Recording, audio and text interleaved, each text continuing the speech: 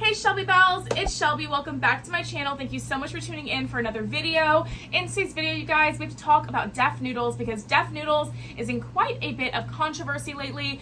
There is just some things coming out about defnoodles that's making him look very, very hypocritical, that is making him look very, very bad in the public eye. And I think it kind of stems down to something that I have been struggling with myself in regards to my own channel lately. So I thought I could talk about this subject with you guys and share maybe a perspective on both sides of the spectrum here that that maybe defnoodles can relate to if he ever happens to see this video. If you're interested in hearing more about that drama, make sure that you keep on watching.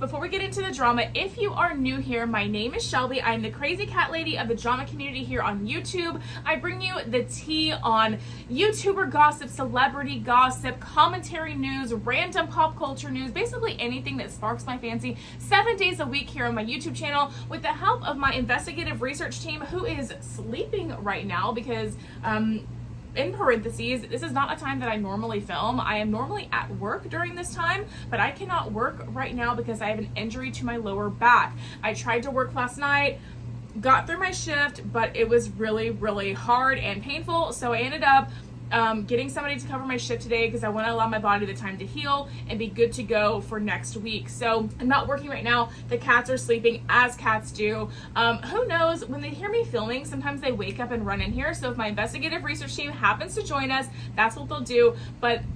At any rate, normally they are here with me, chiming in their opinions, providing the receipts for you guys. So if you're into that kind of a thing, make sure you give this video a big thumbs up, subscribe to my channel down below, and don't forget to ring the bell so you're notified of all my future videos when they do post. Remember that all Shelby Bells ring the bell. Okay guys, so let's get into it. Defnoodles is a commentary channel here on YouTube. I wouldn't necessarily say he's a drama channel. He's more in the commentary as, I don't know, maybe he's a drama channel, I don't know. Commentary, drama, there's such a fine line between like what separates a commentary versus a drama channel. I kind of think of him as a news channel because he reports on all different topics, whether it be YouTuber stuff, celebrity stuff, all kinds of topics, right? He's in quite a bit of controversy lately. So if you have been living under a rock or just don't keep up with defnoodles and all of that, then you wouldn't know this, but defnoodles and Keemstar, who's another commentary channel, have a lot of beef on the internet. This has been going on for a very, very long time, and it has not ceased to, it has not resolved itself, I guess, rather. Keemstar, it's a very interesting team. Keemstar and very interesting tea. I just got a notification. It's very interesting tea. I'm like, oh girl, okay. So Keemstar and defnoodles have been getting into it for a very long time on the internet. They're kind of like the arch nemesis rivals of the commentary community.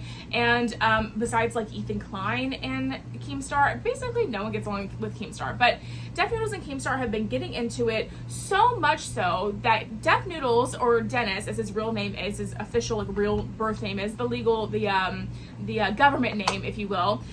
They have been getting into it so much to the fact that Dennis, or defnoodles, has decided to file a lawsuit against Keemstar for defamation because Keemstar ended up making a tweet onto his Twitter profile that basically accused defnoodles of the P word, and I always put in parentheses the James Charles, right? So Dennis and Keemstar have not been getting along for a very, very long time, and there is a pending lawsuit for defamation, with the defendant being defnoodles and the plaintiff being Keemstar. I made a video about this. It was very, very dramatic. So much tea going on with that because it's kind of like we never thought, a lawsuit would actually come of this because it's like they're both messy commentators online. They both throw stones at each other all the time. And the fact that someone actually took legal action kind of made this thing like really, really serious. And then you kind of realize that, hey, this isn't just for the views anymore. I feel like when it comes to commentary and drama channels and stuff, or really YouTube in general, it's hard to decipher what is for views and what is actually real life and what is actual beef with people, right? And so this, when the lawsuit was filed and we saw evidence of the lawsuit, I made a video on it. I think it was kind of brought to light that, hey, no, this is serious. Like, defnoodles is really honestly pressed about this. And it's not just a childish little beef between people. It is a real situation. It's not just reviews. So Dennis is suing Keemstar for defamation for making the tweet that he is a P word. So a lot of other backstory things have been going on with defnoodles, and honestly it would be just too much to get into in this video. But in a nutshell, defnoodles has been being called out by different creators, different even fans and stuff, for basically not really reporting the right news. Okay, so basically he would put out a tweet and then later it would be corrected that maybe he didn't have all the correct information. And I think that might have stemmed from a couple different things, because I found myself guilty of this as well. When you are so sucked up into this commentary drama news world, one of the biggest things in this sector of the internet is being the first to the news. If you are the first person to get the video out, if you're the first person to tweet it, the first person to make a TikTok, all of that stuff, your chances of getting viewed are significantly higher because you're the first person on the trend. And that can become like encompassing. It can become incredibly toxic. It can become a situation where it's like you're glued to your phone at all times trying to get the tea out the fastest, right? And it honestly can be pretty unhealthy and can take you down a pretty toxic route, okay? I'm guilty of it myself. And I actually remember even having a conversation with a friend about how, dang, how does Dennis get the news out so quickly? He is just so quick with it. You guys, a lot of my videos, I've actually cited defnoodles as my source for some things because, you know, he is he's a news source. He gets out the tea. There's like a few accounts that you know you can go to get the tea, and he was one of them. When I was trying to find out maybe videos to make for the day or whatever, I knew I wasn't fast of a tea enough, so I would go to defnoodles and see what he had reported on, and maybe I could be the first one to report after defnoodles on it. I think that can take you down a pretty toxic route because you wind up not fact checking, you wind up not doing full complete research on something because you just are in such a hurry to get the tea out. And I find that can make you almost compromise your morals a little bit, and depending on what your morals are, right? I don't know defnoodles, I don't know Dennis, so I can't really speak to what he is willing to do and what not to do for fame and for views and clicks and stuff. But for me, at least, I found that when I was doing that, I would, you know, and maybe, you know what, looking back, maybe it's because I reported on some stuff that defnoodles said and it wasn't necessarily true completely. And maybe I found that out, and then I can't really connect the two like that because I just don't remember where I found out the tea for each specific thing I've reported on. But I know that I've reported some half-truths on my channel before. I know that I've reported some tea that wasn't complete before. And now that I'm thinking about it, maybe it's because I got it from defnoodles. I don't know. But anyway, it can take you down this path that's just not healthy, right? And I think that when you realize that you're doing that and you're being called out on that and stuff, it's a time to self-reflect and think, hey, what are my morals? What am I willing to do, and what am I not willing to do to get the views, to get the clicks, to gain the subscribers, to get the money that ultimately comes with all that, right? And for me, I discovered that it's not worth compromising certain things. I don't want to spread false information on my YouTube channel, you know, or talk about things that aren't interesting to me or whatever just for views and clicks and subscribers. I would rather talk about topics that actually interest me and that actually move me, and do my research and enjoy doing the research on it, because if I have to watch other Trisha Paytas video again, I might literally throw up. I would rather take the route of actually talking about stuff that I'm interested in. Some people, they're just like, this is a job to me, this is whatever, great, you guys, it's not a full-time job to me yet, so maybe, I don't know, maybe it's because it's their full-time job, I don't know. But some people are just like, I don't care, it's news, even though it doesn't interest me, it's just a video, I can talk about it for 15 minutes and I can move on with my life. That's how some people view it, right? But for me, that just compromises a little bit of morals as to why I even do this to begin with. So, I don't know, I think maybe defnoodles in that regard needs to maybe take a step back, think about what he's doing with his channel, think about what he's willing to compromise for his morals and stuff, and what he's not willing to compromise, what he will do and what he won't do for the views, for the clicks, for the subscribers, for the fame, for the money, right? I think that might be something that he really needs to kind of think about and consider. Now, there is a whole other sector to this situation, because Papa Gut, who is another commentary channel on YouTube, he does a lot of, I'm not really super familiar with his content, you guys, I actually don't want to speak on that, but from what I've seen and what I've heard from other creators talking about him, is he talks about SA survivors. He talks to people, victims of that. He tries to get people who are guilty of those things. He tries to get their channels taken down. Like he tries to do the right thing in regards to that. But again, that's just what I've heard from a couple creators online. I myself don't watch Papa Gut. I don't know a lot about him, so I cannot speak on Papa Gut. I think he has kind of a colorful past, and now he's kind of chosen a different direction. But again, that's just what I have gathered from what I've heard online. I have watched literally one Papa Gut video, and not even through his channel. I've watched people reacting to it, and that was the video about defnoodles. So I can't really comment a lot about on who Papa Gut is as a person, or what how he moves or how he rolls, right? But defnoodles made a comment about Papa Gut, calling him, ironically enough, he has a lawsuit against Keemstar for the same thing, calling Papa Gut a P word, okay? And not only did he call Papa Gut a P word, he actually tagged the FBI in this post on Twitter, which was like super alarming. It's like, what? And the reason, okay, if there was actual valid reason to maybe come for Papa Gut for this, and like actual proof or evidence or something that Papa Gut was doing something shady and that he needed to be stopped or whatever, then maybe tagging the FBI would be appropriate. But the thing is, and this is widely known if you know anything about Papa Gut made a really insensitive TikTok that actually got his TikTok removed at the time in regards to the Lopez brothers. So the Lopez brothers were caught up in a scandal involving underage girls, and basically Papa Gut made a TikTok that said, and sorry if this offends anybody or triggers anybody, but he made a comment that was like, if she's old enough to bleed, she's old enough to breed. And that is incredibly, just is in poor taste, a really, really bad comment to make. But he was making it in regards to the Lopez brothers, saying like, hey, maybe that was their perspective on things and that it's not right. And he was trying to call them out. That tweet, or that TikTok rather, excuse me, is something that Papa Gut has, since every time it's mentioned, been something that he has denounced, that he has said he doesn't stand by that it was taken out of context, that it's not what he meant by that he was going, saying that in regards to the Lopez brothers, not how he feels and all of that. He's shown a lot of remorse for even putting that out onto TikTok like that, right? So that was the reason. That TikTok and that phrase that Papa Gut said that he has since apologized for, said that it's not even what, he wasn't regarding that for his own beliefs. He was saying that was the beliefs of the Lopez brothers at the time. That is the reason that defnoodles called Papa Gut a P word on Twitter. That is the reason. And that is the reason that defnoodles tagged the FBI on that post. If that is not the most off-base thing I've ever heard in my entire life, and I'm telling you what, when I saw all these videos popping up about defnoodles, I was like, you know what? This is probably something stupid, whatever.